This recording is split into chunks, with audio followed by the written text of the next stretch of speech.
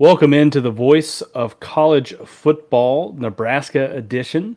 This is your post-game host, Christian Hunt. I'm here with a good friend of mine, Chris Vaca, as we're going to be breaking down our Cornhuskers and their their big-time win over here against Indiana.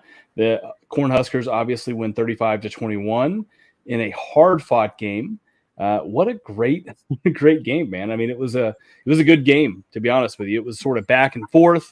Nebraska sort of, they kind of, in the first half, they got out, they stepped on their throat at a certain point, and then they kind of gave the momentum right back.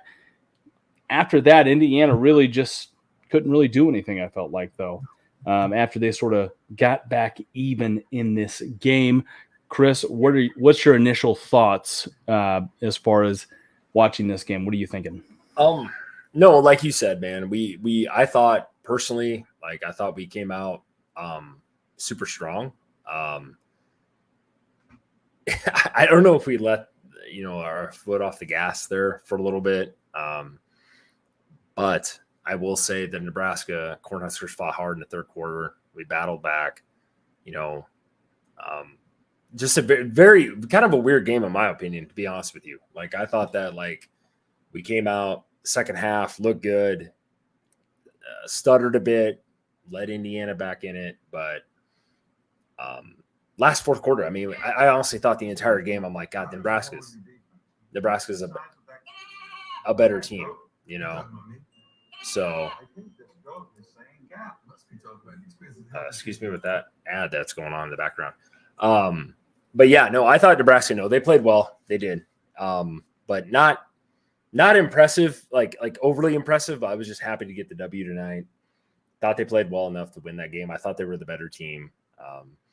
But at the end of the day, we'll take the W. This is what I wanted tonight. Mickey Joseph, 2 weeks off, to work with the team, kind of a reset type of thing. I know that we're not going to play in a playoff. I get all that. But, I thought Nebraska played well, Christian, what's your thoughts, man? I mean, I'm gonna play devil's advocate here. What do you think? Well, first, before I get into that, NCAA playoff fan of the show, thank you for coming back in. Greetings as always. Love to hear your thoughts on it. My thoughts on it was this. I mean, for an interim coach coming in, I mean, this is the week of interim coaches, isn't it? I mean, Georgia Tech fired their coach, Jeff Collins, and then they come out and I think they beat Pittsburgh, if I'm not mistaken. They ended up beating them pretty bad in an upset win in a top 25 team.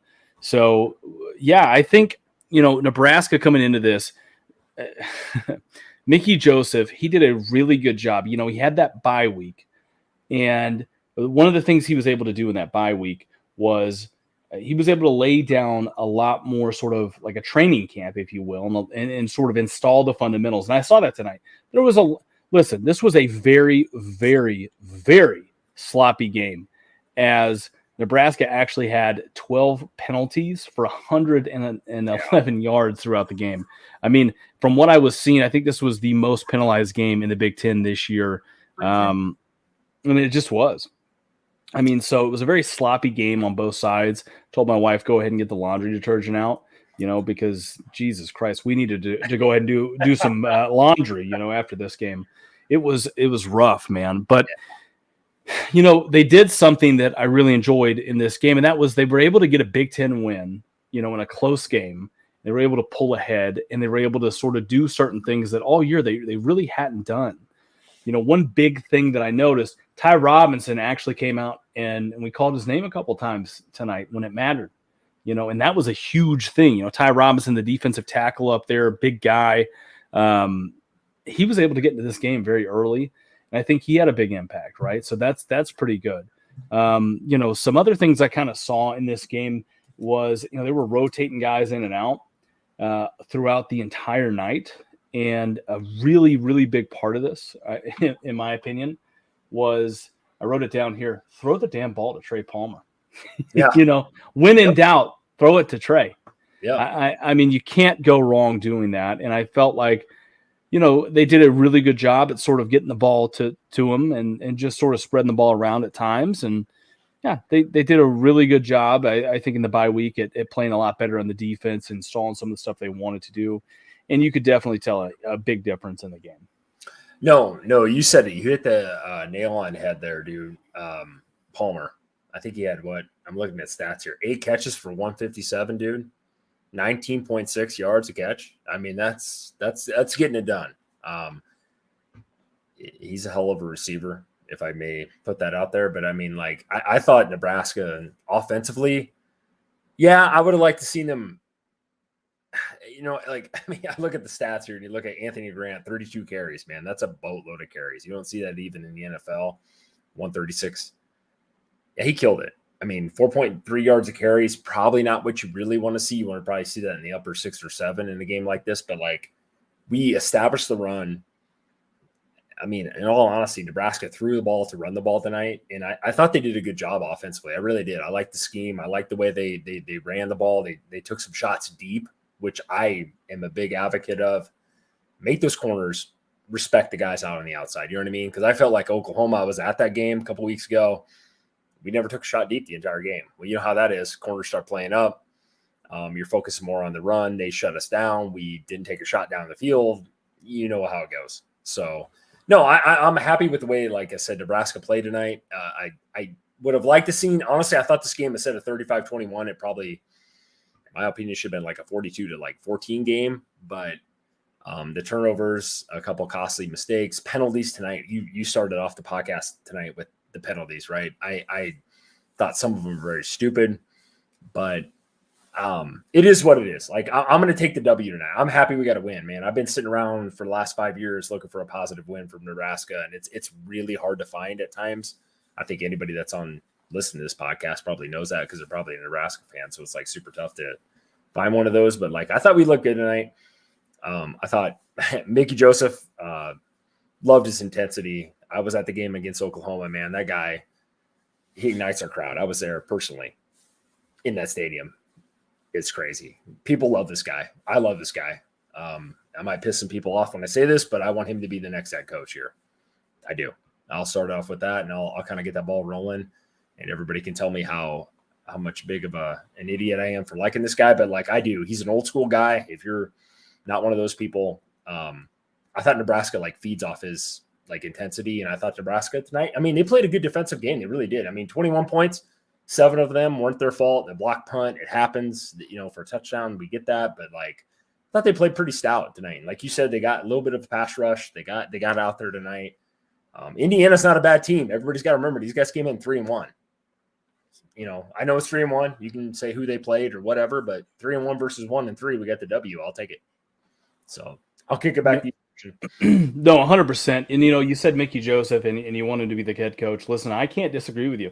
There was a situation that the cameras kind of picked up tonight, and I thought this was – I wrote it down in my notes here. You know, Mickey Joseph, when Turner Corcoran, you know, he got kicked out of the game, right, because he had 2 personal fouls early on. He ended up, and I'm not even kidding, he lit into him. I mean, just lit into him. And you could tell it was like, if that was Scott Frost, that would not have happened, right? You would not have seen that emotion. It just would have been like, okay, on to the next, whatever. And it was a great job. You know, I mean, he did a great job at lighting into him, pretty much explaining to him, hey, you can't do that. And you saw, you know, I think throughout the broadcast, they were telling him, you know, Mickey Joseph, when they interviewed him, they said, listen, you have got to get the ball to Trey Palmer. What did they do in the second half? They kept throwing it deep to Trey Palmer. Right. And, well, you know, they were able to actually completely step on that jugular and really, really pull away from him. You know, the interesting part of it is, and I think this is what I want to start calling Trev Albert's ball, you know, before we start sort of taking care of some housekeeping things and jumping into, you know, the actual comments. And Trev Albert's ball, you know, I think Trev Albert's was said earlier in the year, earlier a couple of weeks ago, he wants to see a lot of younger guys play. He wants to rotate guys in. And we've talked about this sort of offline. I want to see a lot of young guys play, man. look, at the end of the day, if you're not competing for a championship or whatever have you, who cares? You know what I mean? Like now that, it was a lot of pressure. I understand, like when Scott Frost is the head coach, it's really difficult because you get to a point where your job's on the line for a couple of years. You almost feel like you can't really put some young guys in because you have to win. Every game becomes a must-win game. And now you're in a situation where you've got Mickey Joseph. From all accounts that I've heard, Mickey is going to be retained. That was part of the contract that he signed, and there's a lot of sort of stipulations in that contract, right? So Mickey Joseph, no matter what, will be back next year as long as he wants to be, right? So that's a great part of this. And I think all accounts is he wants to be back. So worst case, Mickey Joseph is coming back. He really cares about the university. You can see that, I feel as if. I think it's one of those things that, as far as Mickey Joseph is concerned, he's going to want to try to put whoever, whether it's him or whoever else, he's going to want to try to put them in the best position to be successful and put the program in the best position to be successful. Which is, man, that's really tough in today's day and age, because I think what he's going to do is he's going to play a lot of different players. We saw that today. We saw them trot out Chubba Purdy, at a point where the game was not even in hand. And, listen, I put some notes, just some quick notes down on Chubba. It's not that difficult. He just needs a lot more time to develop. That's the big thing. Right. I think he'll be okay. Don't rush him out there. That's the big thing. Obviously, I think he's going to be competing with Smothers for that number 2 position. I think Smothers is a lot more athletic than Chubba is. But again, we don't want to rush him out there. We want to see exactly, what they can sort of do. In due time, right? Like give Thompson the opportunity to hang on to this job. Now Thompson got banged up a little bit today. That's the big concern here, right? He got banged up a little bit. So the one thing that I want to see is I want to see him continuing to protect him. I want to see them continuing to get Grant going. Like we talked about, Grant had 32 carries, 136 yards, no touchdowns today. So that's a great job, right? Let's see here. We're going to jump into some more of the housekeeping stuff, then jump into some of the comments here. As again, one of the big things that we really want to talk about is making sure that we subscribe and like the channel. Obviously, that's the big thing there. Be sure to join our parent channel, which is the Voice of College Football with Mark Rogers, and the call-in shows at 11:30 p.m. Eastern time throughout the week. And that's just some of the big things.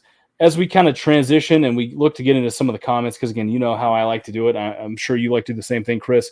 I love to get the fan feedback here. Mickey Joseph goes to 1-1 as a head coach. What do you think? I know you said you've sort of started the campaign for Mickey Joseph becoming the next head coach at Nebraska. What does he need to do, in your opinion, in order to get this job and really lock it in? I'm going to be honest with you, and I'm going to probably steal the mic here for a little bit, but I was at the Nebraska-Oklahoma game, front and center. Dude, what I witnessed was a guy, and if you're an old school kid, and I'm 37 years old, you grew up in my era or older, Nebraska football has always been based off of hardworking, physical, just dominant up front, offensive line, defensive line, just more physical than the other team. I don't know any other way to put it. I was recruited by Nebraska out of high school. This is the style and the type of guy that I would play for. Now, I understand the new era, and I'm talking about 20-year-old kids right now. It's different, right? The NIL program, all this crap and all this, it's a different world. So I understand that, respect that. I get all of that. But one thing I love about Mickey, man, what he says, just to me, when I watch his press conferences, I watch all that crap, and I'm like, man, I would run through a brick wall for this guy. That's what I want. I think there's a reason why Trev made him the interim head coach, is because the players wanted him. They believe in him. I saw the Oklahoma-Nebraska game. Before the game, if anybody was at that game on this podcast or listening to this, I'm sitting in the Oklahoma side, honestly, during this game. It was crazy. And we're sitting around these Oklahoma fans, me and a couple other buddies, and we're sitting there. And 5 minutes before the tunnel walk, and I don't have to go through how crazy the tunnel walk is here, he gets put on the big screen, and he's just going nuts at the players before the game. He's effing go. That's what you could read his lips. That's literally what he was saying to his players on it. They were warming up and all that. The crowd just goes nuts, dude. It sent chills through my spine watching that. And even the kid next to me, which is my stepson, is like, holy cow, this kid's 14 years old. He's like, oh my God, he never witnessed what I've, seen back in the 90s when I was just a young kid, his age, all that. And he's like, oh my God. And the crowd just rose, dude. It was one of the coolest things I've seen. And everybody's buying in, man. And that's what I love about Mickey, man. You can tell he wants to be here. He wants Nebraska to be successful. And please, like, I'm looking into the freaking, camera right now. Like, seriously, this guy wants to win. We can say this about Scott. You can say this about previous coaches, whatever you want. This guy wants to be here. He played here, played under Osborne, man. This guy knows what it's about. And, man, I'm such a big advocate of him. I'm tired of hearing about all these other coaches personally. And I'm not trying to get into all that tonight, but it's like, man, this guy wants to win. And he wants to be here. And that's the type of coach I want. He knows the program. He knows everything. We could say this about Scott, yes, but, man, this guy wants to be here. And I thought the team played a lot better. I thought they responded. I thought they looked good tonight. There's the penalties, and we could go through the X's and O's and some of the plays and stuff, man. But we got to win against a 3-1 team. At the end of the day, we got the W. Or 35, 21 was the final score.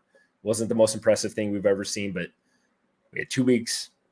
You could have brought any other coach, Urban Meyer. You guys want to throw that name around on chat? You want to throw Gary Patterson? You want to throw that? It wouldn't matter if we brought in Bill Belichick, 2 weeks ago to try to coach us against Oklahoma. We still got our asses kicked. Let's be honest. I just want to see the team tonight play hard tonight. And I thought they did.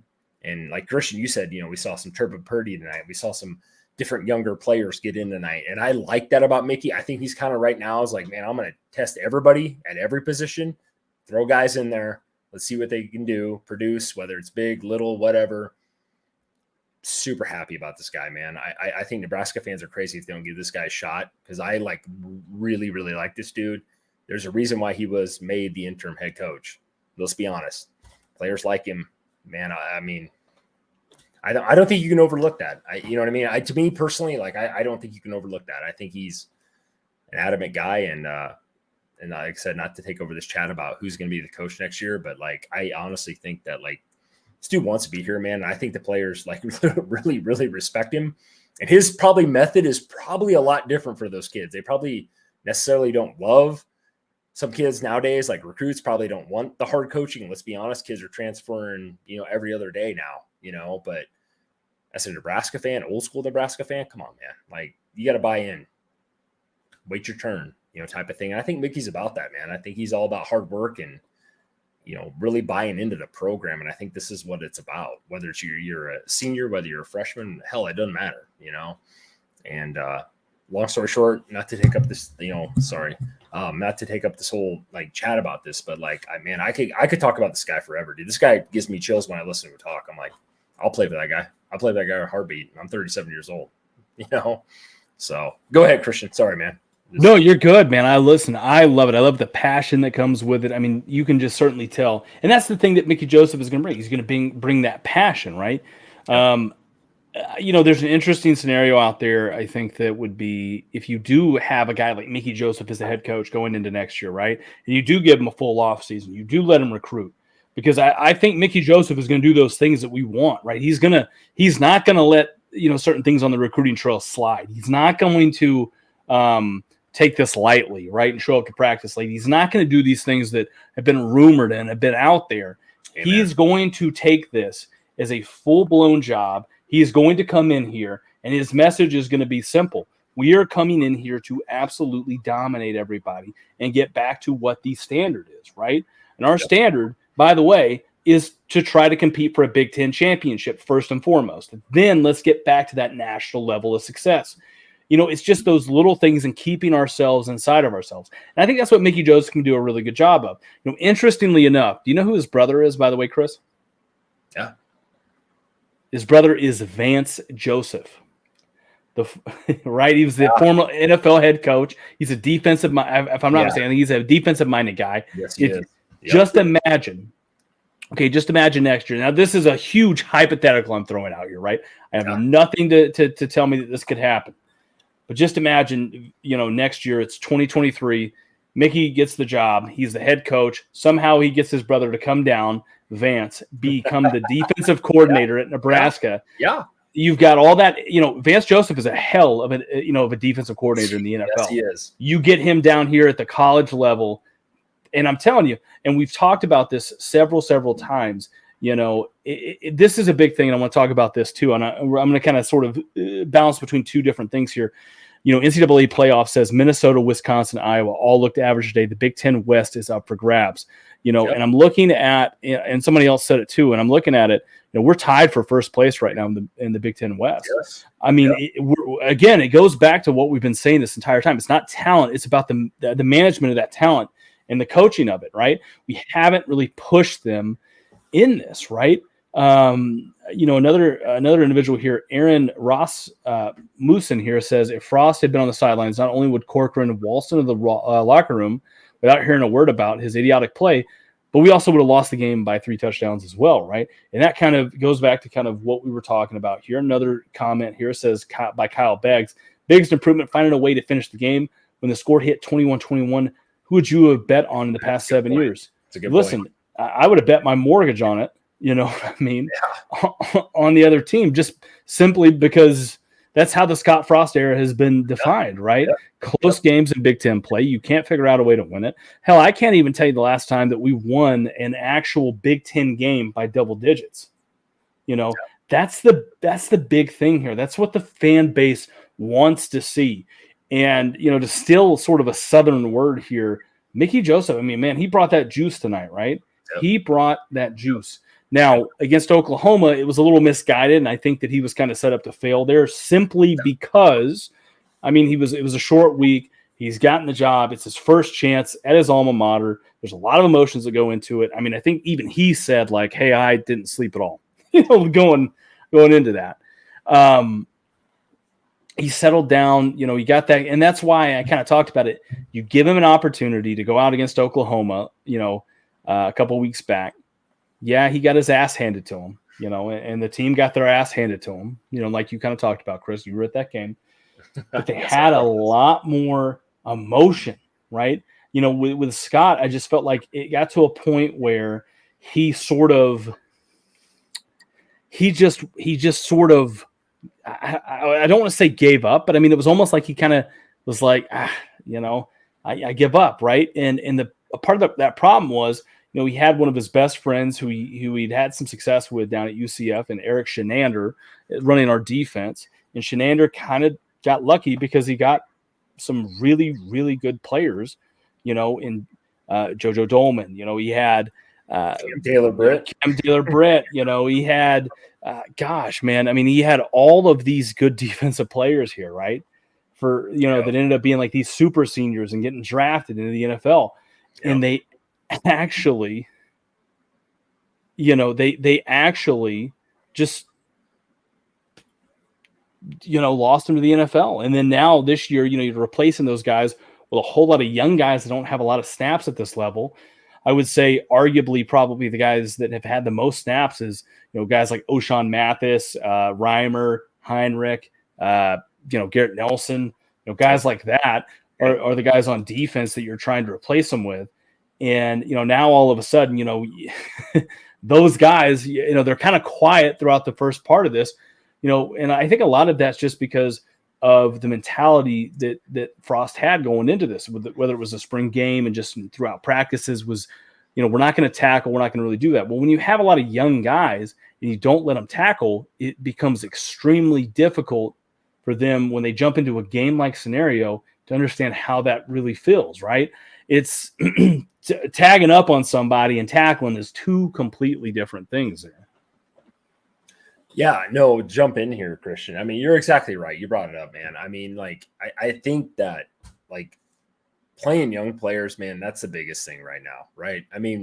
People are going to say, hey, season's lost or whatever. And okay, that's what you think is a season's lost though. But we haven't played younger players in the past. Scott Frost era, he played everybody that was, top tier starter, whatever, and the entire game. I could go through the whole Adrian Martinez thing, and I won't even get stuck on that guy, how he's tearing up the Big 12 right now. But you got to play guys. Like, if you want to be good, like, look at Alabama, look at Ohio State, look at Georgia. Those guys are rotating kids in that are freshmen, whether they're sophomores, whether they've been sitting for 2 years or 1 year. If you got guys like that are great, great.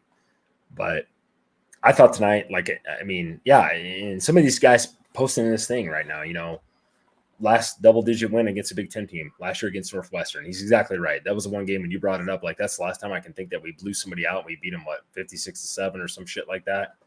Fine, but if you take that game out of the realm, I mean, when was it? You know what I mean? Like, it's been a while, and I want our guys, young guys, to sit there and get in meaningful games. Like last week, I was at the Oklahoma game. Purdy got in, man. He got some scrub time, but those are reps. Those are game reps. Those are guys that are getting in there playing, doing something, man. Because, like, your program's success is not always just based on 1 year. It's young guys getting playing time, and then when those seniors leave or whatever, and guys that go to the NFL like Cam Taylor-Britt, other guys stepping in and they're not actually rookies. They've had some experience. They've had some playing time. They've had,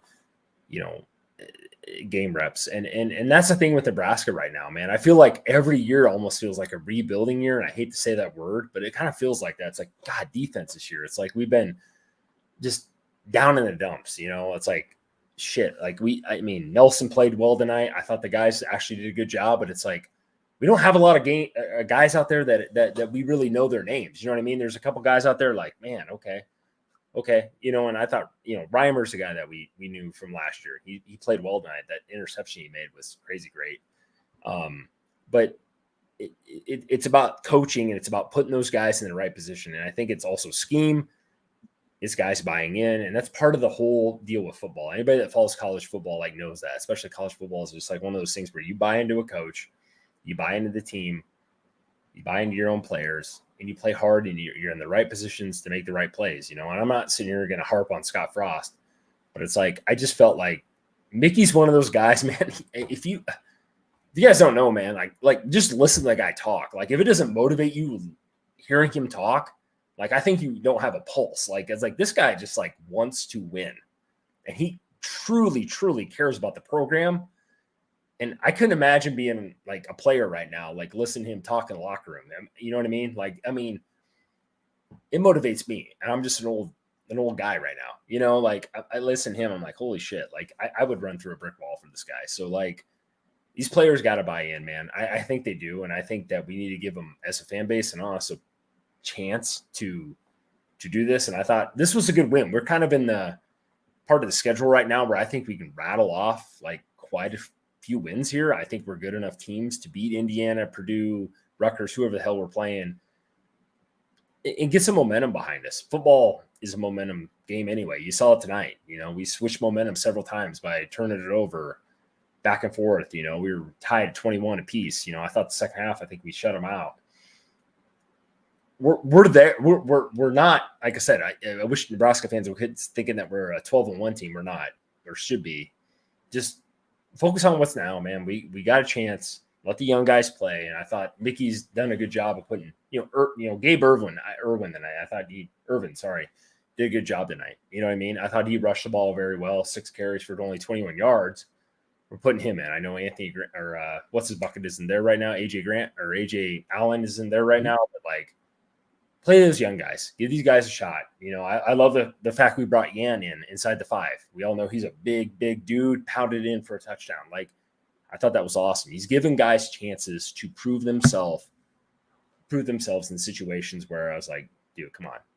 Like I like that about him. I don't think Scott would have done that. I don't. I think he would have ran the ball, probably passed it, 3 times, ran out of the shotgun inside the 3. I mean, that's what he does. He does that spread. I thought we pounded the ball super early with the game, right off the rip. Like, I love that about him. That's one thing I love about, this whole offense now is I think it's changed. I think that we're like focusing on the players and the talent that you have in those players and what they're good at, and specialize in what their actual talents are. You know what I mean? We all know Yan is a big physical back. We pounded him inside the 10. I was really happy about that. It sounds really, really small, but it's like, you know what I mean? He hasn't played most of the year. We all know how that crazy game he had against Northwestern last year, Yant did. That said something to me. I was like, okay. Mickey gets it, right? We're going to pound the ball inside the 3 with him, run the ball. So, I mean, I'm happy about tonight's win. I really am. I know the score doesn't necessarily say that when you look at it from afar, but it's like that game should have probably been like a 42-7 game, 42-14 game, whatever you want to say, hypothetically. But like, I thought the way we played the game and handled the game tonight from a coaching standpoint, I thought the defense played well enough. They tackled better. Let's say that. Let's get that out there. They did. They tackled a hell of a lot better than they did the previous 3 weeks. So I'll leave it with you, Christian. Sorry to rattle on there, man, but I could get into about Mickey Joseph and just the way the team responded tonight after 2 weeks off. And I know it's Indiana, but I thought we responded well. No, I completely agree. I think it was a great win. I think we were able to do something that, it just was a good confidence builder, right? Look, the season, and believe it or not, and, I'm looking at it right now, and I continue to look at it. The season is still in, ahead of us, right? It's one of those things where, nobody is better than us right now as far as a record standpoint inside of the conference in the Big Ten West. As a matter of fact, and this is probably the most shocking part of this, Wisconsin right now is one of the worst teams inside of the Big Ten. Wisconsin and Michigan State actually are one of the worst teams in the Big Ten. And for me, that's just simply crazy, right? You look at a couple of teams out here like Illinois and Rutgers, who you would think would probably be like basement dwellers. They don't look that bad, and they're on our schedule. And that's going to be a big thing I'm looking at, right? Because when I was looking at this year, when you just circle those sort of give me wins, those should be automatic wins, as we talk about, right? Those were the teams we're looking at. They're not looking too bad, right? I mean, Illinois beat the hell out of Wisconsin today. Rutgers, I think they lost, if I'm not mistaken. I can't really remember exactly today. I watched a lot of college football. But I want to get back into some of the things that, NCAA playoffs said. By the way, hopefully he's a big fan of the games as they're coming back out next year. I can't wait. If we can't win on the field, then by God, we're going to start a franchise and a dynasty with Nebraska, and we're going to get them going. That is one big thing there. But he is right, though. He did talk about Bill Busch. He did have a lot better idea of how to call a defense, it felt like. And Bill Busch, if I'm not mistaken, I think, last time he was defense coordinator was at Utah, if I'm not mistaken. He was over there at Utah with Kyle Whittingham. He was a part of that LSU staff, if I'm not mistaken, when they had Burrow and some of those guys out there when they won that national championship. So, yeah, I mean, Bill Busch, he's been around for a while. He knows kind of what he's doing. And it just seems like it's he seems to know a lot more so probably how to utilize that staff or that roster that he has comparatively, right? And we've talked about this a lot, right? I don't know if Frost and Shenander, if they were just sort of doing basic things. I didn't really feel like in the first couple of games they were doing a whole lot of twists and blitzes and stuff like that. It just seemed like they were just lining up, and then the other teams were just sort of taking it to us. Man on man, we're going to beat you. And they beat our ass, man. That's what they did, in the first couple of games. And then when you started to see against Oklahoma, even with Shenander, even with some of these guys, that's when they started doing some of these more exotic things. They started doing more, twists and stunts and all this other stuff. They started dialing up more blitzes. And I think that was a big difference in the defense right there. Now, granted, Oklahoma beat us like a drum, a bass drum out there, but it was starting to set the tone for what we were going to do tonight against Indiana. And I think that was a very important part of it. So, again, NCAA playoff, I think you're right. I think Bill Busch did a lot better job at sort of, dialing up certain things and installing certain things and expecting more, right? I want to jump into this. Katrina Jensen, she says, wishbone, ... is a dial back to the past, a blast from the past. Chris, do you think we should maybe look at trying to run some more wishbone, some more triple option sort of stuff out there?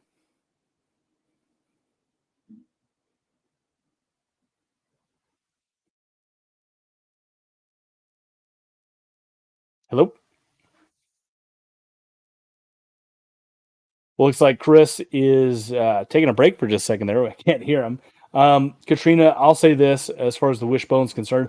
I think it's certainly an interesting thing. One of the great things about it is, we've got a quarterback back there that could probably run the wishbone pretty well, and that would be Logan Smothers, I would like to think.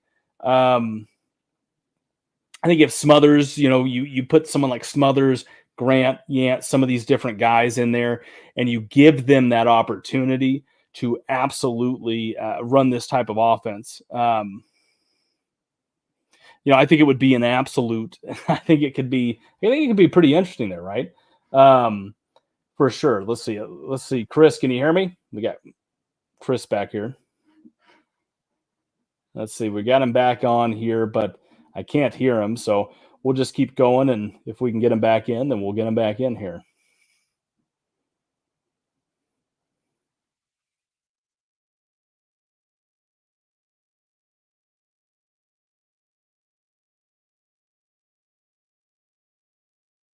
Hello.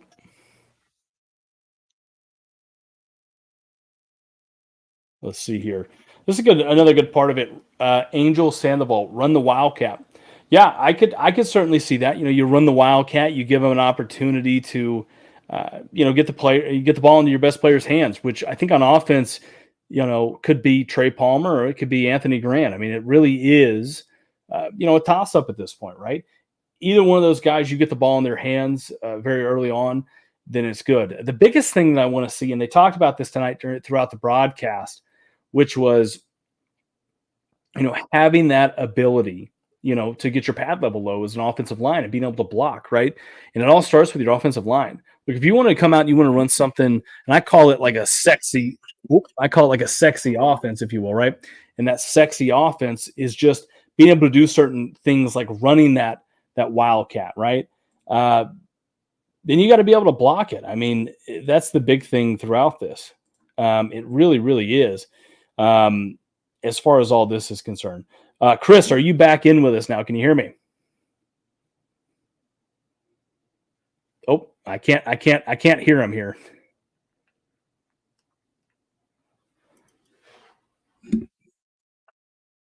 Let's see here. Can you hear me, Chris? Let's see. We're going to try this.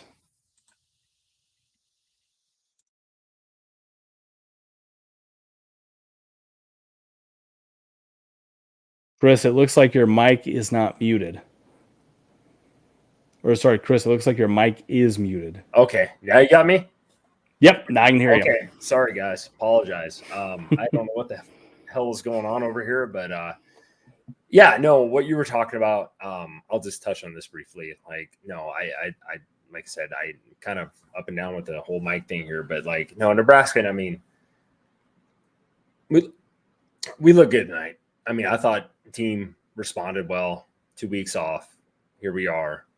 Who do we got next week, Christian? That's what I'm looking forward to now. It's like we got this one under our belt.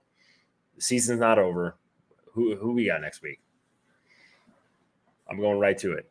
Drew. Let's go. Ooh, let's see here. While I'm pulling that up, Kyle Beck says what rate he meant to say ratings. I saw it down here in the chat. Yeah. What ratings do we think the Nebraska will have in the new NCAA game based on right now? Listen, I'm going to be honest with you, and I've got two things I want to say to this. Number one, I think probably if I had to guesstimate on where college football is at, where I think Nebraska's at, I'm going to go with solid 85, right, out of 100. Okay. If you had to rate their entire team, 85. Yeah. I told my wife this. Chris is part of the family. We've known each other for a few years now. We have a big family get together every July. I was looking at this a couple days ago. The new NCAA football game, which was a gigantic. I mean, it was a gigantic part of my childhood. It was one of my favorite games. I still play it to this day. I still play NCAA 14 to this day. I play the modded version on PC. I told my wife, I said, hey, I'm probably going to have to miss that family reunion if it drops the same weekend. I mean, just being honest with you. Priorities. Hey. Right. Yeah. I mean, we got to get Nebraska back one way or another. Somebody was saying, it looks like it's Rutgers, if I'm not mistaken. It is Rutgers. Yes. I just put the schedule. Yep. So I don't know. I think that's a game that, Greg Schiano, I mean, man, Greg Schiano, he's one of those guys, he's one of those coaches I feel like where it's at Rutgers, Greg Schiano, he's a tricky coach, man. Yes. It's one of those things where if he's not at Rutgers, I'll bet against him all the time. But if you put him at Rutgers, and I understand the last time he was at Rutgers, I think they were in the Big East You know, it was a completely different time, and he was out here, you know, beating everybody. Right. But I mean, you know, he hasn't really done that bad. I mean, and comparatively, you know, you look at it, I mean, you know, he didn't, you know, they lost to Ohio State by a pretty big margin today, but they were hanging in there for a little bit. You know, I think Rutgers is going to, they're going to be ready to go. They're going to be coming in. They're going to come into this game, and they're going to be also looking to try to beat us to get back on track here. Right. No, and not to jump in here, but apologies about the mic thing. But like, no, I mean, Nebraska fans, anybody that's in this whole fucking podcast would sit here and say, "Hey, we understand." You know what I mean? Like, apologies for my wordage there, but I mean, like, we're here because we're passionate about Nebraska football. Okay, so like, I'm at the point now where it's like we need to get around to positives. You know what I mean? We're not going to play in a playoff this year. Okay, we're not probably going to compete for a Big Ten title or whatever, but like, we need to get to a point where I want the fan base to jump on board with Mickey and support the team. And I think that the atmosphere tonight wasn't at the game, but I like watched that thing thoroughly. As far as the fan base goes, everybody's in the game, and we got a big game. You know, Rutgers is Rutgers, but hey, if we can get another W, and then next week it looks like we're playing Purdue. I mean, we can get on a roll here, and I think that's what the big thing with Nebraska. Like, we can get some W's here and build some momentum end of the season. Get into that game with Minnesota, who was rated 21st today or something like that. I'm not trying to go like jump way ahead, but it's like the season's not over here for us. Like, we haven't played in a bowl game in what, Christian? How many years? I mean, it's been a while. You know, we got a chance yet. I don't want people. I always feel like everybody like jumps off board like right away quickly because we didn't win against Oklahoma. We got our butts kicked, and you know, we started the season off 1-3. Like, I want people to buy in, man, and I want people to like honestly care. And I think a lot of Nebraska fans still do. It's just like a lot of talk tonight, being around the people. I was like, well, you know, season's over. You know, Mickey's in. We're in a state of turmoil. We don't know who their head coach is going to be next year. You know, whatever. Like, I want people to like just honestly sit there and be like, okay, what's in front of us is what's in front of us. You know, we got what? Rutgers, Purdue, Illinois, Minnesota, Michigan, Wisconsin, Iowa. You gonna tell me that Iowa's how much better than we are? I mean, you guys, anybody watch college football? I mean, Iowa's Iowa. We have a chance. Michigan's good, but we can play. You know, Minnesota, Illinois. I mean, I think we have a chance. I know Illinois, believe won against Wisconsin tonight. Mm-hmm. There's a chance there. I mean, I honestly think, and I like I said, apologies for the curse word I said, but like, I honestly think that like I get upset about like the season's not over. There's a lot of football to be played. We haven't been great for a long time now. We have some momentum, and I think we need to get behind that as a fan base and like support Mickey. Not saying that we're not, but like, man, we're all right yet. You know what I mean? Like, I don't think anybody that came into this season said, hey, we're going to go 12-1. If you thought that, then I don't know what planet you're living on. But yeah, we're what, 2-3 right now? But what happens if we rattle off 5 or 6 straight? You know, I mean, that's definitely a possibility looking at the schedule this year versus like last year. So like, you know, I just want to see Nebraska just jump on board as far as the fan base goes, support us. And I think everybody is for the most part, but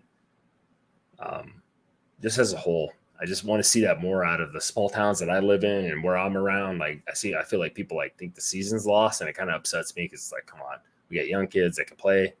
Let's get them in there. It's about building something here. I mean, that's where we're at right now. We're in a rebuilding state. Let's be honest. It's no different than the NFL. It's no different than high school football when you got a season that's kind of one you want to say shot or over. I wouldn't say over or shot here for Nebraska, but like, we have a chance to do something, you know, and it starts somewhere. So anyways, go ahead, Christian. Sorry to take over that one. No, you're 100% right, man. Listen, you don't ever have to apologize to me. You know, I love it. Listen, when you say, you know, you don't have to apologize for cursing, you know, it's one of those things where I get it, man. Look, you're fired up. You're passionate about it. And damn it, that's what it should be, right? I am. Very passionate. listen, Angel Sandoval says, run the flea flicker. Damn it. You know what I'm saying. Run the flea flicker. Gosh, you know what I'm trying to say here. Yeah, I could see it. It would be a great thing to do. The big thing is you want to make sure that you run it at the right point of the game, right? Do it the first play of the game or something like that, right? Do it when you've been running the ball down someone's throat all freaking night. And, when Grant or one of these guys, they have 100+ yards. What you don't want to do is you don't want to do it in a lull of a game, right? Because what I don't want to see happen is I don't want to see us try to do something like that. And I call it the sexy offense. And we talked about this, where you try to run that little flea flicker and all of a sudden you turn the ball over, or maybe you get a sack or a big play goes against us, right? It's one of those things where, again, if you're going to do this, we have to be able to block it the right way.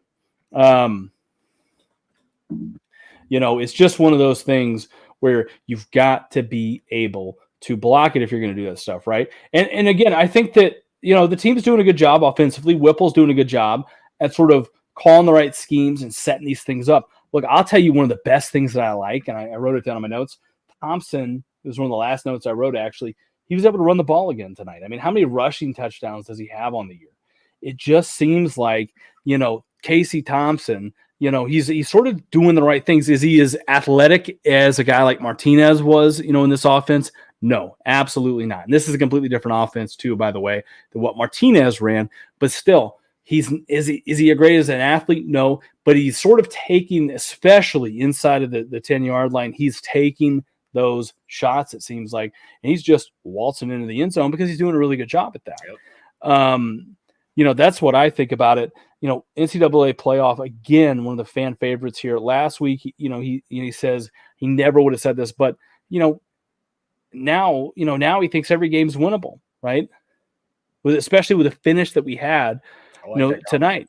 Yep. And I think he's right. I mean, listen, the entire Big Ten West is in front of us right now, right? I mean, again, as bad as we've looked on defense this year, Iowa has looked just as bad on offense. I mean, and if you compare where we were at tonight compared to where Iowa was at, other than garbage time touchdowns against Michigan, right? I'll take our chances on that. Wisconsin hasn't looked that great, right? Yeah. This year. Now, granted, we haven't looked great either, but I mean, again, hell, we have the same record as Wisconsin does. Yeah. There's a lot of stuff I feel like in front of us yet on this schedule, and it really, in my opinion, it really lines up pretty well for us. I think that we have a great opportunity to still compete for the Big Ten West. I mean, wouldn't that be something? The end of the year, like you said, Chris. This is how Mickey Joseph is going to win this job. He makes it to a bowl game this year. If he pulls them back and you can win 6 games this year and make it to a bowl game, you don't have to win it if you're Mickey Joseph. Again, that was, I think, to me, that was the requirement for Scott Frost. If he this year he had to win a bowl game. 6 wins wouldn't have been enough. I think you have to have a winning season, which in today's landscape is at least 7 wins. I think for someone like Mickey Joseph and inheriting this team, you have to win. You make it to a bowl game for what they were coming from. To me, that's what I define this season is a win, right? And again, we talked about this sort of offline before the game got started. Chris, I want to get your thoughts on this. I want you to set the right mentality for the fan base here. Love it. As whether it's Mickey Joseph, whoever it is, as the years start coming on, 7, 8, 9 wins a year, you almost have to be sort of okay with that. The one thing that I want to make sure that a lot of fair weather fans especially, don't start jumping into this. And here's the reality of the situation, right? I love watching all of college football that I can. I try to watch as much football as I possibly can. I watch a lot of different teams. I watch a lot of different leagues. And the one thing I can tell you is when you do that, you get a chance to see, okay, what do these really, really good teams do that maybe Nebraska isn't doing? And when you look at a team, maybe let's just throw out a name here, right? Arkansas, Sam Pittman, right? They're not beating, A&M, they're not every year anyways, right? They're not beating Georgia or Alabama, but, when you compare where they were at a couple of years ago before Sam Pittman took over, and they were one of the worst teams in the entire country, let alone the SEC, to where they're at now, I mean, it's night and day different. And I guarantee a lot of Arkansas fans, they wouldn't trade Sam Pittman for anything, regardless. I mean, if he, again, he may win 8-9 games this year, right, and that may be the best case scenario that Arkansas will ever hit. But I'll tell you, they'll be happier to use an Arkansas term. They'll be happier than a pig in shit. You know what I mean? They really will. No, you just drew me into the thing I want to say to. I'm gonna be real with you guys. I'm a pretty blunt person, but when it comes to like Nebraska football, I've been around a while, 30 years of being a fan, right? Just a little kid growing up in the 90s. Man, Nebraska fans, as much as I love them, and I do to death, we're the most loyal fan base. We're the most supporting fan base I've ever seen in any sport. I don't even think I have to say it. Nebraska football knows this as Nebraska kids or Nebraska fans, or whether you're 37 or older or younger, it doesn't matter. We don't have a pro football team here, right? So like Nebraska football is everything. It is the end all be all, right? And I can say this as being a Nebraska fan, and that's the way I look at it. I have a pro team. They're trash. The Dolphins are 3-1 right now, but that's amazing for them. But long story short, 25 years of shit. But at the end of the day, my thing is with Nebraska fans, you guys got to be, and I'm not saying this as a chat, I'm saying as Nebraska fan base, like I feel like 50% of it is like, why does everybody think every year is going to be 12-1 or 11-2, or, we're going to win, we're going to go 10-3 and compete for a Big Ten title? Well, unfortunately, that's not the case. And I feel like, and I'm just saying this, I know a lot of people here, I'm from here, played at a high level. Like, it's like everybody thinks that, hey, Nebraska every year, like we get it together, we're 10-3. No, it's that's not the case. Like you brought it up, Christian. You like it's there's a difference between reality and like a fantasy, man. Like watch Georgia play, watch Oklahoma, not Oklahoma, excuse me, like Alabama play, Ohio State. Watch those teams play. It's a different football that's being played right now. It might be the football that what you're seeing if you do watch those games. It's probably like what Nebraska played in the 90s. We're not that team anymore. We're not the team of the early 2000s. We're not that team of the 80s. We're not that team of the 70s with Bob Devaney. We're not those teams anymore. You don't get great in 1 year.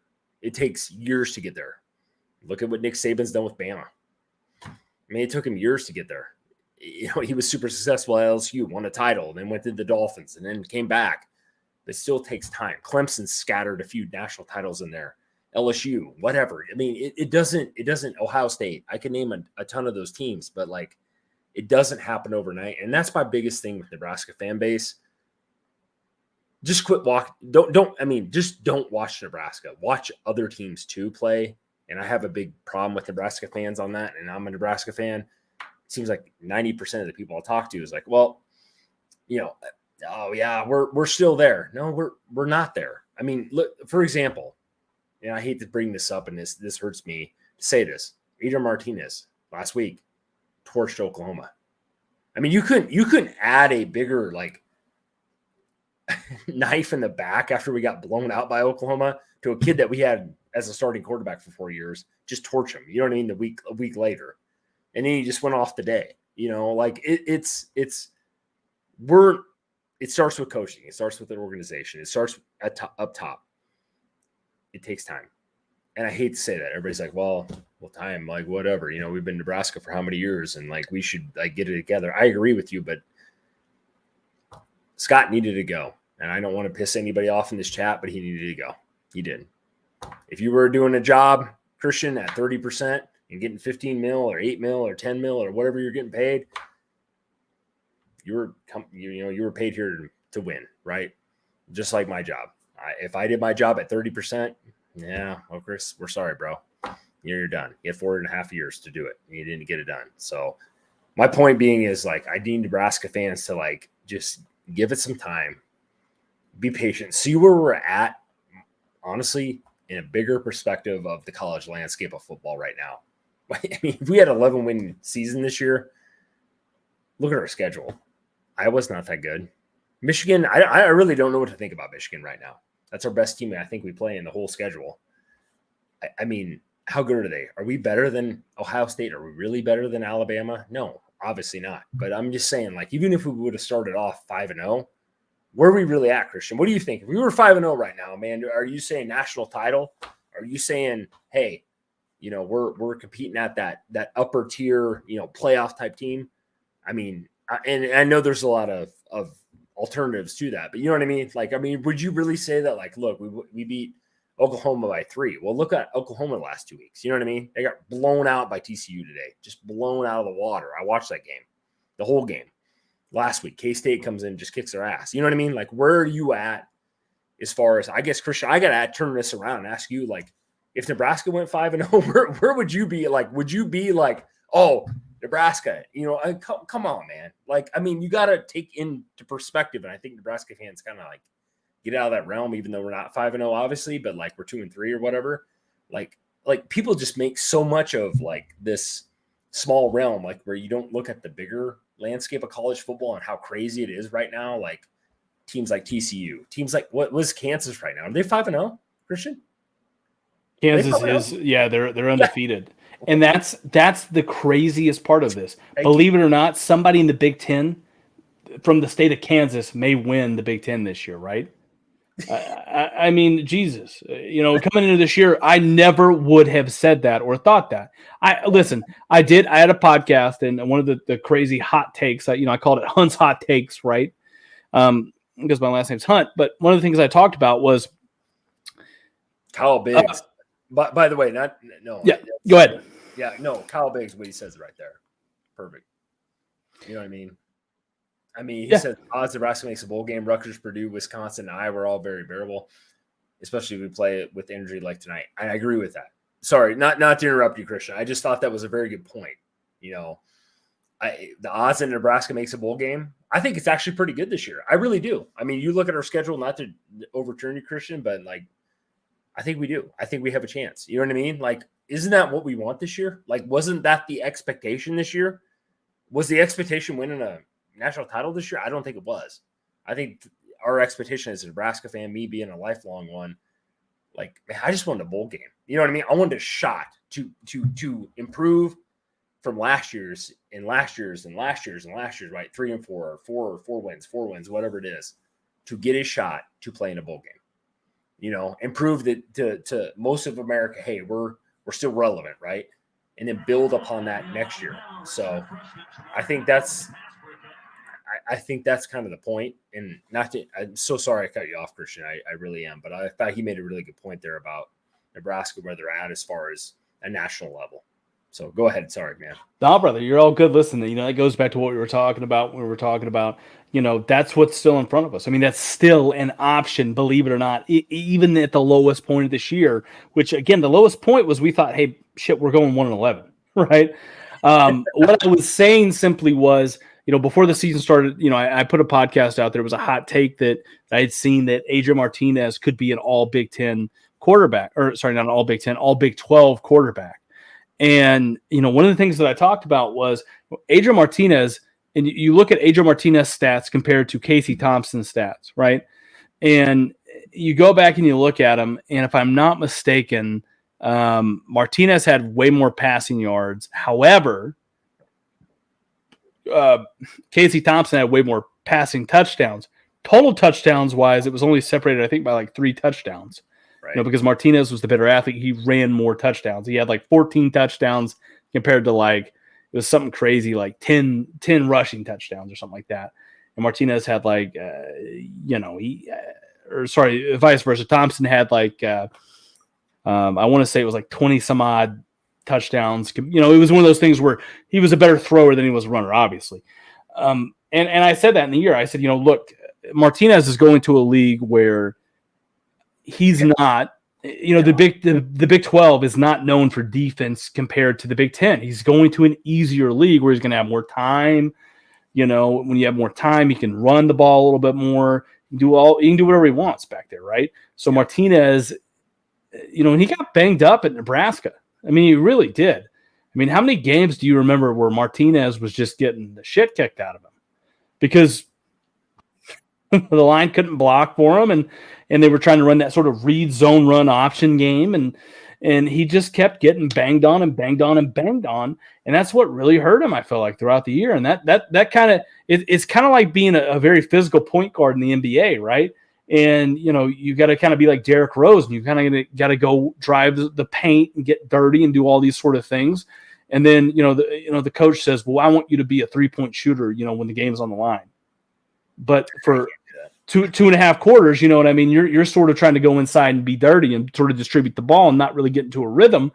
And then, all of a sudden now the game's on the line and I want you to sort of do something, right? And I think that's kind of what the whole thing with Martinez was, and listen, I know that sounds crazy because, by God, if you can't tell, I was pretty much the Uncle Rico, in Napoleon Dynamite of basketball here, right? If coach would have put me in, by God, we would have won a national championship, let alone state, son.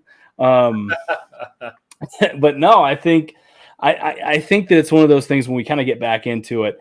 I think as far as Nebraska, and I think the question you were asking me is, let me ask you this. Just I want you to fully ask me this question here. You were making the statement there about if Nebraska was 5-0, right? If Nebraska was 5-0, where would I sort of rank them at right now with the season still ahead of us, right? Yep. No, I'm going to take you there, Christian. I'm going to put you on the hot seat, bro.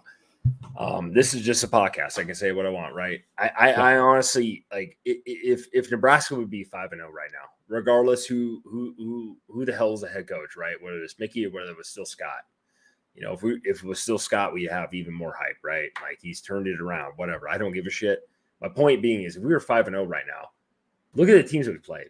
I mean, Oklahoma. Can you right now tell me, after Oklahoma the last 2 weeks, like, even if they beat us, like they kicked their ass, and I was at that game, and it was, Jesus, man, it was bad, bro. I don't know what else to tell you. It was bad. It's the first game I've ever left before the game ended, to be honest with you. And that's an honest God truth. And you put me on the camera for saying that, but like, so we're 5-0. You know what I mean? Where are we at, Christian? Where do you really think if we were 5-0? I know this is hypothetical. We're not 5-0. We're 2-3. But like, would it really change much right now as far as like landscape, as far as like where we're at? Yeah, we probably have some notoriety. Hey, Nebraska's 5-0. I mean, I don't think we'd be ranked in the top 25. I don't, because Oklahoma's lost the last 2 games, right? They've gotten their asses kicked, by the way. This isn't just like Oklahoma got beat by a last-second touchdown. I mean, they got their ass handed to them today. If you watched that game today, anybody that watched that game today, it was on CBS. Got their shit kicked in. I mean, it was ridiculous by TCU, who a lot of people don't even think that are that good. That's where I'm at. Like, it's like, it doesn't really matter to me as a Nebraska fan, even though we're 2-3. It's like, damn, like, we have a chance now. 2 weeks off. We beat Indiana. We got a couple games coming up where I think we're the better team, right? I mean, honestly, if you don't think we're the better team, I think you're crazy. But better players. We can win a few here, get that record turned around, make a bowl game, keep that momentum going. You know what I mean? I don't want to sit here, and I'm sure most Nebraska fans like want that, but like, I'm being honest about this. Like, we have a chance to do a little bit here, and that honestly, it doesn't matter who the head coach is. I could care less like about that part of it. It's like where the team is headed. You know what I mean? Next year, we're playing some young guys. We're building for next season.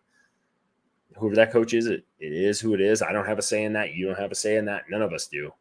But like, we have a little bit of momentum, and like, build upon that instead of the shitty start that we had this season. Can we get over the hump? So yeah, Christian, not to take up your question here, but like, if we were 5-0, Christian, do you really think, like, even if we did beat Oklahoma right now, like, does it really mean? You know what I mean? Like, I know that like the 5-0 sounds cute and all that, but I mean, look at Oklahoma in like the last 2 games. I mean, like, it's a Big 12. Like, does it carry any weight towards you? I mean, as far as like us being a powerhouse, like getting us to a playoff, you know what I mean? Like, would it really change when we play Wisconsin, Iowa, those teams, Michigan here in a couple weeks? That's what I'm asking you, bro. I think it really just. I think it. By the way, Kyle, thank you so much. Yeah, we got to get the likes up, son. By God. Yeah. No, I would say this to answer your question. I think there's kind of 2 different parts of this. I think the first part of this is you got to look at the entire college football landscape and where it's heading, right? In today's landscape, and you see it even this year, right? There's a lot of mayhem kick off right, throughout the college football season, right? I mean, how many teams this year inside the top 25 are just absolutely getting upset or beat or whatever have you in these games that you're like, oh my God, what? They lost, right? Every weekend, I feel like I'm seeing 2 or 3 teams that are losing that have no business losing games. And so as we transition,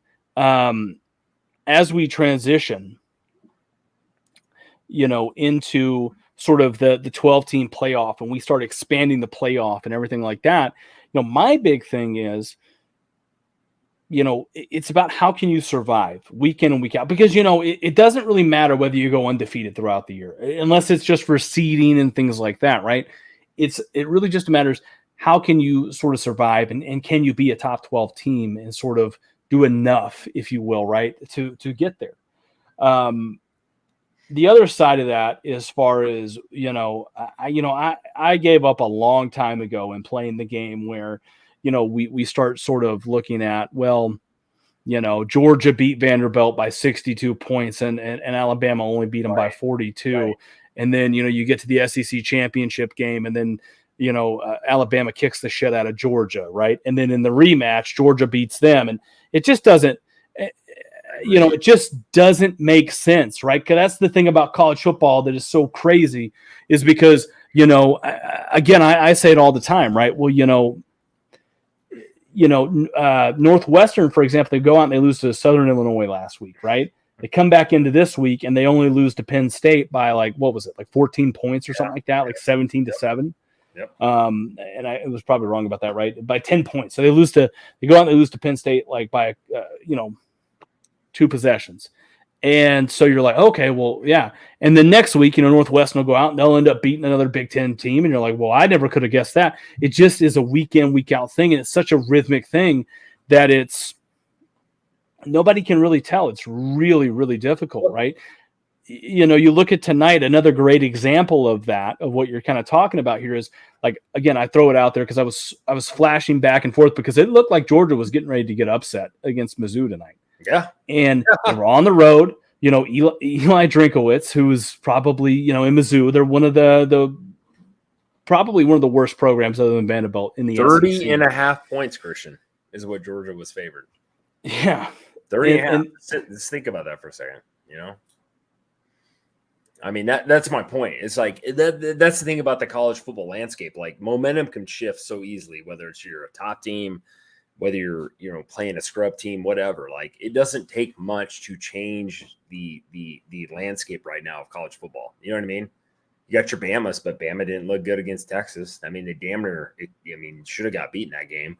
You know what I mean? Like, Georgia tonight could have got beat by Missouri. I mean, they're 30 and a half points, man. Like, Vegas usually is pretty close with most of their shit. Like, that's my point. It's like it can change quickly. Not to take over your podcast about betting or that kind of crap, but like, it doesn't take much. And like, momentum shifts so quickly in college football right now. Nebraska right now and that's what we're talking about. We're talking about Nebraska. That's why we're all here. We have a chance to turn the momentum here. Turn it. Make it into a positive. I don't care who the head coach is. I don't give a shit. I want it to be Mickey. Absolutely. Yes. But like, that's my personal view. And that's not everybody's on this podcast. I'm sure they want somebody else. But my point is, you can turn this around and we can make this a positive season. Scott's fired. It is what it is. Whether you liked it or not, it is what it is. We got to live with it and we got to move forward. So hell, a 35-21 win tonight against Indiana. Hell, I'll take it. They were 3-1. We were 1-3. We were 5.5 point favorites tonight. We won by 14. All right, let's roll. Next week is next week, and the week after that's next week. And I actually think if we can build up some momentum in this schedule, because I don't think the schedule is that great for us this year. It's not like last year's. Let's do something with it, man. I mean, that's what I think. I think everybody in this podcast is thinking, like, they're not here because they want to listen to us necessarily talk, but they want us to talk about Nebraska, and they want us to listen. They want to listen to us talk about the positives. And Christian, you do such a great job about talking about where we're at in the college landscape and what we're about. And I just want Nebraska people, and I think they're Nebraska fans, obviously, is like, let's get to a spot where we got a chance to win some games here. And I think we can make a bowl game. And what happens if we do make a bowl game? Say we do make a bowl game and we win. That's positive momentum in the next season. And I think that's what I want more than anybody. as far as like the players go, as far as like the coaches go, as far as anybody goes to the fan base. We haven't had that in how long? We haven't made a bowl game in how many years now? Which is just crazy for me to say that because I remember what it was like before then. We made a bowl game. If Nebraska didn't make a bowl game, you might as well just, give up, you know what I mean, type of thing. So, like, we're there. And I'm looking at these comments. I mean, guys, people are buying in right now. And that's what that's where I'm at with this whole thing.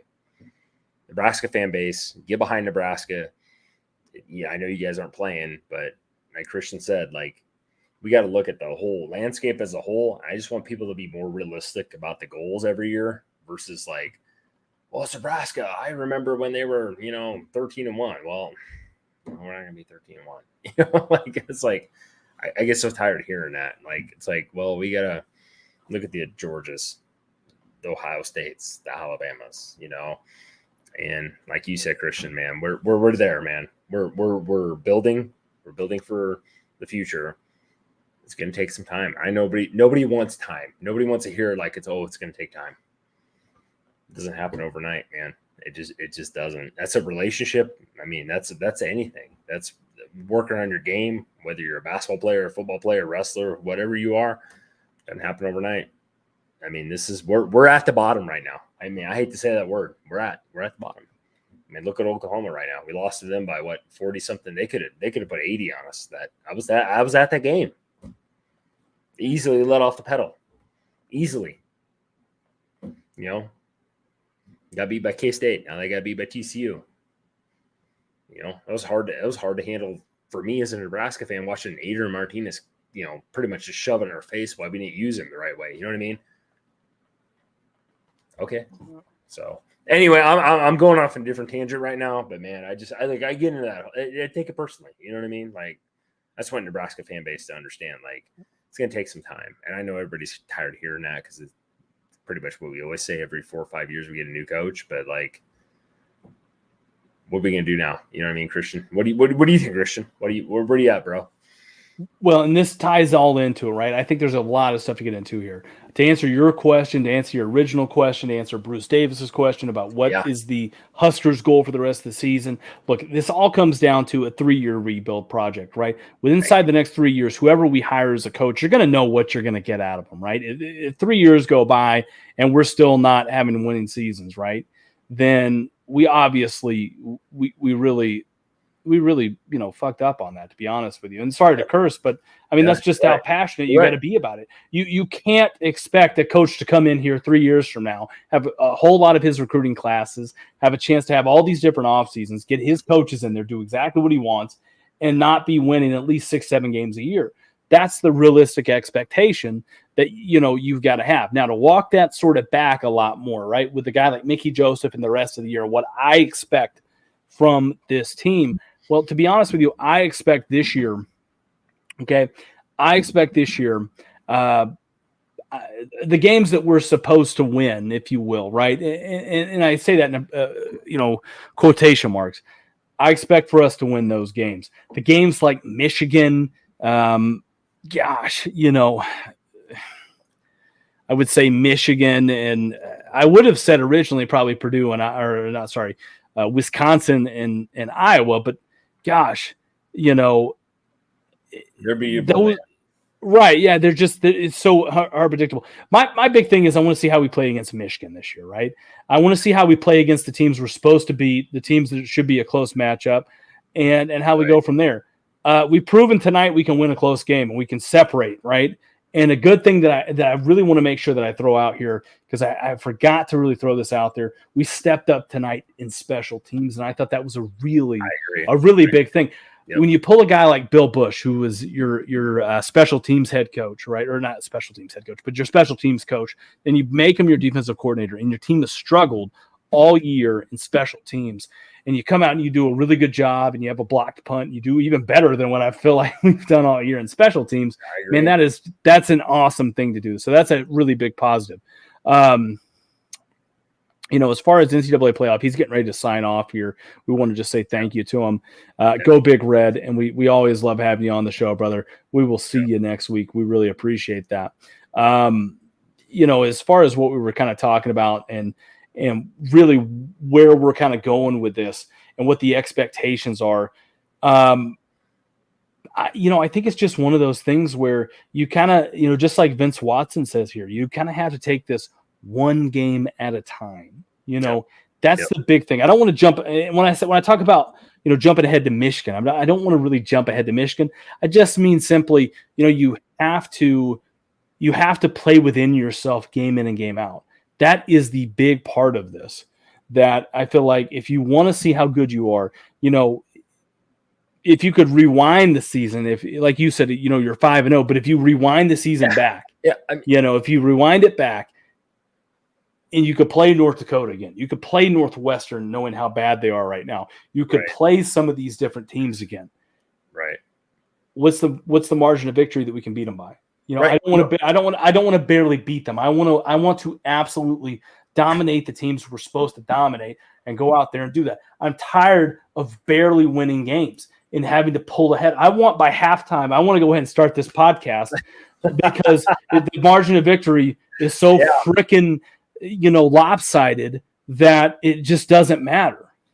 And that's where, when we talk about this, that's where I really want to that's where I want to jump into this at, I mean, that's how I'm going to start gauging the success of the team going forward, is how do we play in those situations? How does Mickey Joseph have that juice right? Here's another interesting thing that you have to look at. He had 2 weeks to get ready for Indiana, right?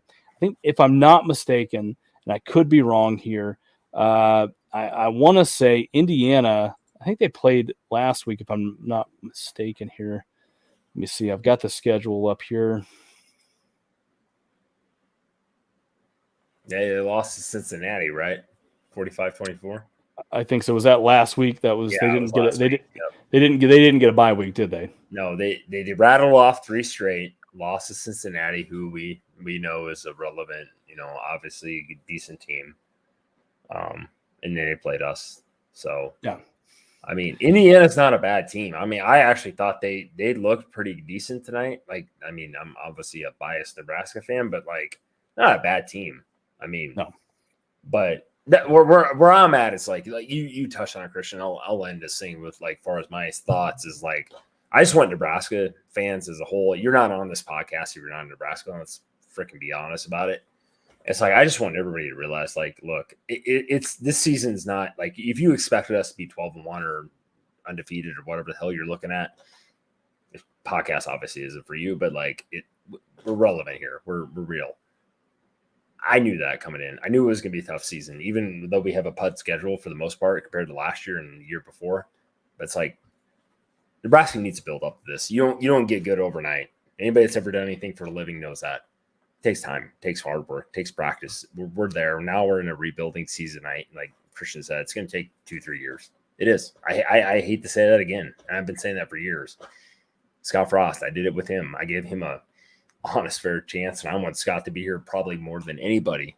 Didn't work though, So it is what it is. And I, like Christian said, we got a part of the schedule here where you can rattle off a couple wins, and let's just look forward to next week. That's it. If we can get a W, whether it's ugly, whether we kick the shit out of somebody, I don't care. Build a little momentum in that Michigan game. And I know everybody's thinking like, oh, Michigan's like your kind of, yardstick of like how good you really are. But you know what, man, that's 3 weeks away. I'm not worried about that. I'm worried about next week. I hope Christian invites me back and we can talk a little more football, and hopefully we're, on a 4-3 record or something like that. And we're, going with some positive momentum. And people are starting to talk about Nebraska. Like, man, they really turned it around with Mickey Joseph. And I think that's I think that's realistic with him. Like, I honestly I think the team responded tonight very well to him. I don't know if Scott was the coach tonight. I don't know if we would have won this game. I really don't. When it was tied 21-21, I think everybody's kind of thinking like, yeah, we're going to find a way to lose. I actually thought Nebraska's offense kind of found a way to win tonight. I actually personally thought that. I'm like, damn, they ran the ball when they needed to. Grant, we gave him the ball. Thompson made that long throw to Palmer for the touchdown. It was huge, man. I mean, I know it sounds like minuscule in the grand scheme of things, but like, damn, man, that was something I haven't seen in a while, Christian. I think you probably feel kind of the same way if you've been watching Nebraska football, like I know you have. Like, you're probably thinking, damn, like we made a play to win a game. I don't care who the hell the opponent is. You know what I mean? Like, to win a game, that's important to us right now. I don't care who the opponent is. It's more about, hey, we found a way to win. It wasn't the prettiest game. We had a lot of penalties tonight. I think everybody would agree the penalties were ridiculous tonight. But you know what I mean? Like, we won a game. We got the W. Got a little momentum now. What are we going to do now? You know what I mean? Like, what are we going to do to build on that? Go ahead, Christian. No, I think you're exactly right. I think it's down the stretch especially, they did a really good job at calling a balanced, a balanced, game plan. I mean, they were able to run the ball when they wanted to. I felt like throughout this game, they were able to block it well. Again, the big thing that kind of we sort of leaned back on in this was the penalties, man. The penalties were the biggest thing throughout this. Yeah. You got to clean up. But I feel like if I had to say why I think the penalties were such a big issue in this game, I think a lot of it just really had to do with, the fact that Mickey Joseph, and he talks about this in the post-game press conference. Now, I haven't had a chance to go back and watch this post-game press conference, obviously, because we pretty much jumped on right after and we're talking about it. But I think one of the big things that Mickey Joseph would probably tell you in this was they've done a lot more, they've done a job at focusing on doing individual drills, like tackling drills and slowing it down and doing some of these things more individually. And so that's great because that's what you should have been doing leading up to this, right? That's the big thing that you should have been doing leading up to this season, so that when you get in season, you can do more scrimmages, so you can get these guys sort of going and sort of like we talk about, right now they're like this, and they're just sort of figuring out how to play and do their job individually. But as you get into the season, as you start getting on and you get a quarter of the way through, you need to be like this. You need to be more aligned in that. Yep. And they're getting there. Again, it's one of those things where there's a lot of different things that's really, in my opinion, attacking this team and sort of,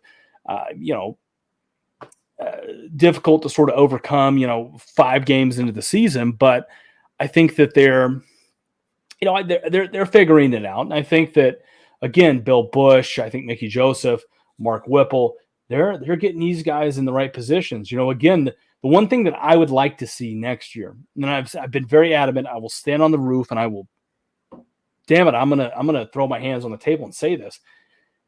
Figure out, we've already talked about this. Probably Mickey Joseph will be back next year. You got to figure out a way to get Mark Whipple back next year as the offensive coordinator alongside of Casey Thompson. You get those guys back, then it's going to be a lot easier of a transition. Now, all of a sudden, you get those three guys. Yeah, you get that core group of guys back going into next year. Man, you think about it, some of the best players that we have on this team, Trey Palmer, Anthony Grant, Casey Thompson, they can all come back next year. And I think that would be, as far as I'm concerned, on a 1-3 team, I would hope that they wouldn't certainly declare for the NFL, and going forward. But that's just selfish reasons here. They have a good opportunity to come back into this thing, man. And they have a really good opportunity not to just sort of jump into next year and just discredit this year. I'm just saying if they can continue doing some great things and building that momentum and they get each other back next year and they can stay healthy, man, this can be a special group of guys next year. You go ahead. No, to interrupt you on that, and I apologize. Like, I think you just touched on the biggest topic. Like, this is what we've needed. Like, you need a core group of guys to take us to a level, whether it's a bowl game this year, 7-8 wins, 6 wins, I don't give a shit, to come back and set the tone for those kids that are younger than those dudes to build. Like, hey, we're on a building season. We have a chance we have to improve on what we did last year, have a shot at 7 wins, 8 wins, 9 wins. I know it sounds so crazy to say that as a Nebraska fan, I grew up in the 90s, but you have a chance, like you just said it, to put it to a standard. And that's what I want Nebraska to be held to. I've been held to 4 wins, Christian, the last 4 years, basically. I'm sick of 4 wins, man. I mean, you could have brought you in to win 4 wins. No offense. Or me. I mean, honestly, come on. I want the guys to take that as a personal slight to hey, we're gonna get to a bowl game this year, win that bowl game, build on that. You know what I mean? Keep building. That's how college football works. That's how the landscape is. I don't care whether you're an Alabama fan, a Georgia fan, LSU fan, Ohio State fan. They all base it off that. You know what I mean? It's based off what you've done lately, and always lately is always the end of last year, right? So, like, that's where I want Nebraska to get to. And you said it, like, we have a chance to actually have those guys come back and do something. We don't have control over who comes back. Anthony Grant, I mean, personally, man, that dude's got a chance to be a stud in the NFL. But if he does decide to come back, Thompson, Palmer, you got some guys that can play, man. Let's be honest, on the offensive side of the ball, especially. If we can build on that, be better than what we are this year as far as, like, getting a coaching staff that's not, like, fired or getting kicked out every other week. We need some stability here, too, at Nebraska. It's been hard to say that word, but you know what I mean? Build on something. And that's where I want to see us get to. Like, I'm not saying that every year we're going to be, 10-3, but Nebraska, to me, talent-wise, they have a lot of talent on this team. Nobody's going to convince me any different. Like, they're not. Yeah, you're just not. We have players that can play, especially in the Big Ten. And that's where I want to see, like you said, like, just build on something. People coming back, people buying into the program. I think Mickey Joseph is that guy. I think he's a very influential guy. I think he's a guy that, like, people like. I think the players like him. His methods are old school, not for everybody, for sure. Not probably most kids, like, coming out of high school. Oh God, I'm gonna have to work my ass off to get a spot. Well, sorry, Mickey Joseph is one of those guys. Well, I don't give a shit. You know what I mean? Like, I'll find somebody else, and I'm okay with that. I'm totally fine with that. I want people that buy into the program and give a shit and want to play and want to be on the field and want to work hard. And I think you're kind of starting to see that a little bit tonight. We were tied at 21, dude. And I don't know if I could say that with Scott, that the guys would have responded the way they did tonight. I know it's only a 35-21 win or whatever the hell the score was. It was enough for me to be like, hey, Mickey Joseph, you got to win in the Big Ten. That's kind of a lot more than Scott Frost has done the last how many years, right? I mean, I'm not, and that's not shading at Scott. I'm just saying, like, hey, found a way to win a game at home against a team that was 3-1. You can look at their record and laugh all you want, but we were also 1-3. So I'll kick it back to you, Christian. No, I think you're exactly right. I mean, it's about figuring out ways. It's about figuring out ways to win, man. And that's really what it comes down to. Again, it's just kind of like Conrad Ferguson here says, winning is a process, and we are now on the right path. We keep winning, and we have our new head coach and defensive coordinator. Look, I don't know if Mickey Joseph and Bill Bush are going to be on this team. Well, I know Mickey Joseph will be, but I don't know if Mickey Joseph is going to be the head coach or Bill Bush is going to be the defensive coordinator next year. One thing that I can tell you, no matter what, and this is the absolute worst case, the worst case is, we don't win another game throughout the year. Mickey Joseph doesn't, retain the head coaching job, but they keep him on as sort of a wide receiver coach. Here's what I'd like to see. And this is, again, the worst case scenario. I want to see a defensive-minded coach come into the program. I want to see a defensive-minded coach take over the other side of that. Leave Whipple, leave Casey Thompson, leave Mickey Joseph in place, and let those guys coach. Let them do their thing because, again, they're building that chemistry. They're building what they need to do, right? I like Bill Bush. I think, he, for what he sort of stepped into, this year, in a week, within 2 weeks, he did a really good job. Him and Mickey both did a really good job at setting the right tempo. They set the right expectations. They made those little tweaks, which was, we're going to be physical. We're going to focus more on the fundamentals of tackling, and we're actually going to tackle in practice, and we're going to start laying that foundation. They did a really good job on a short week of being able to come in and be able to sort of lay that foundation in 2 different weeks, here coming into the Indiana game. And I think that you saw that throughout the game. The tackling was nowhere near as bad as what it's been in different weeks, right? And the other thing, too, is, especially on the perimeter, right? Now, we had some missed tackles. We had some pass interferences. We had a lot of different plays where, Indiana should have been like, where there's 3 and outs, and then we commit a pass interference play or whatever have you, and we keep the drive extended. Again, that's going to happen. I think a lot of that just has to happen when you're a coach. You have to prioritize certain things. The biggest thing they're prioritizing is the fundamentals. They're prioritizing being a physical team, which is tackling and doing a lot of those circuits and a lot of those drills and sort of scrimmaging throughout the games and the weeks. And that's the big thing. They're trying to get inexperienced guys experience. And I think that through the course of this, the penalties are going to naturally start coming down.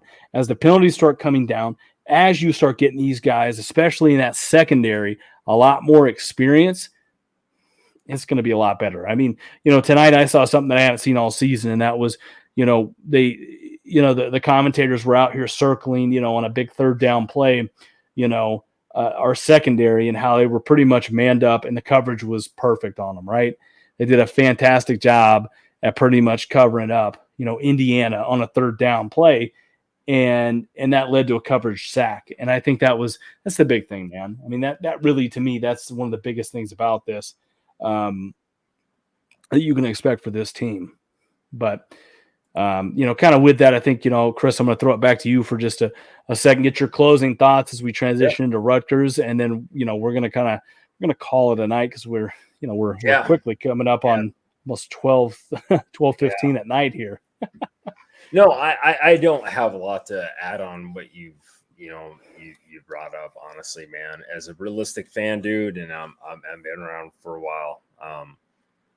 The comments section is everybody's putting out good comments here, man. You're talking about winning is a process, and we are now on the right path. You're right. No, you're exactly right, Conrad. I mean that's where we're at.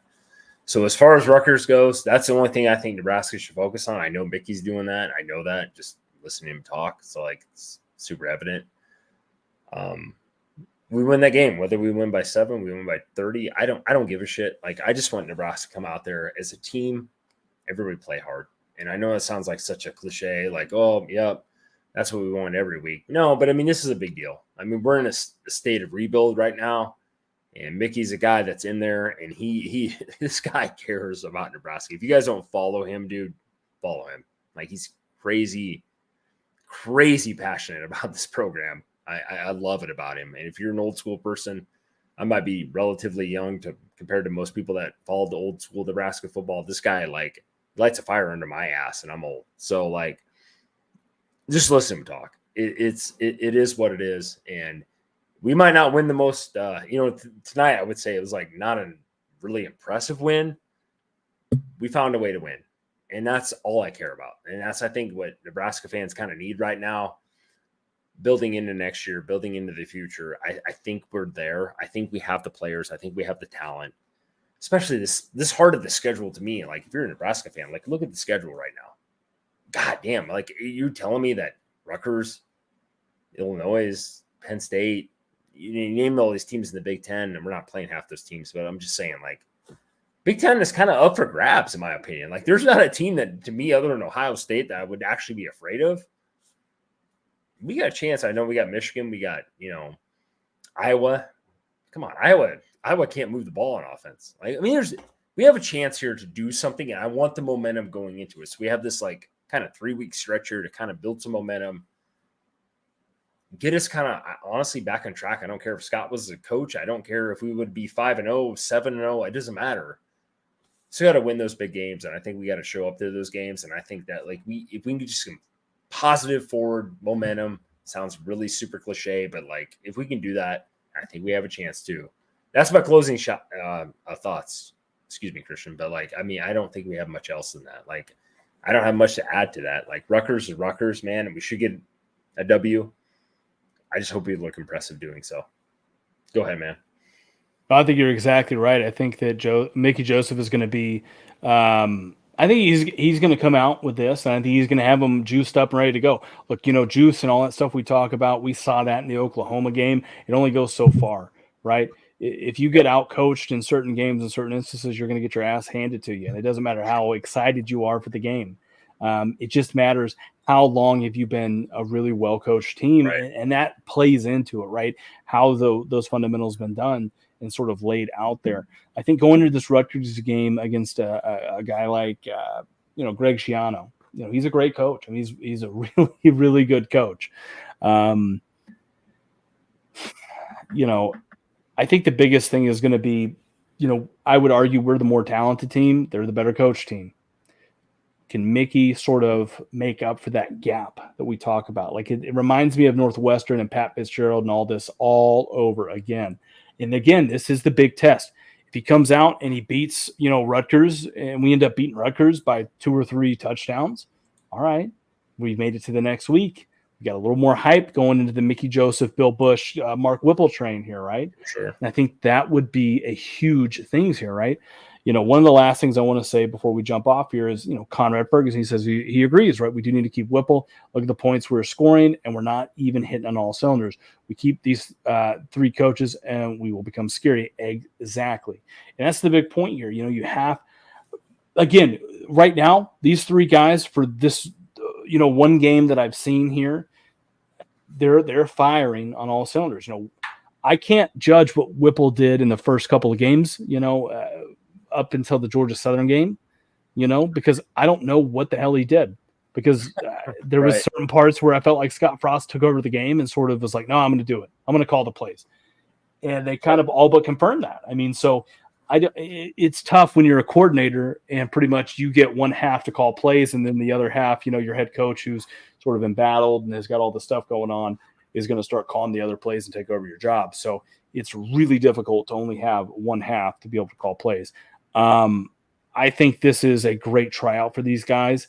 I think that, we very easily at this point could see Mickey Joseph, Bill Bush, and Mark Whipple as the 3 big honchos on the sidelines next year for this team, right? Coordinate, whether it be coordinator and head coach throughout this, right? I think the team did a great job tonight. I think that they did what they needed to do, and they pulled away when it mattered most. And, they shored up special teams, right? And the tackling. So that's, as far as we're concerned, that's exactly what you'd look for Nebraska football here. Again, I'm your post-game host, Christian Hunt, here with one of my best friends, Chris Avadka, and we will catch you next week as the Huskers take on Rutgers, and we look forward to bringing you the post-game show for that. Absolutely. Thank you, Christian, and I thank you guys for tuning in. Appreciate it. Absolutely. We'll catch you next week, guys.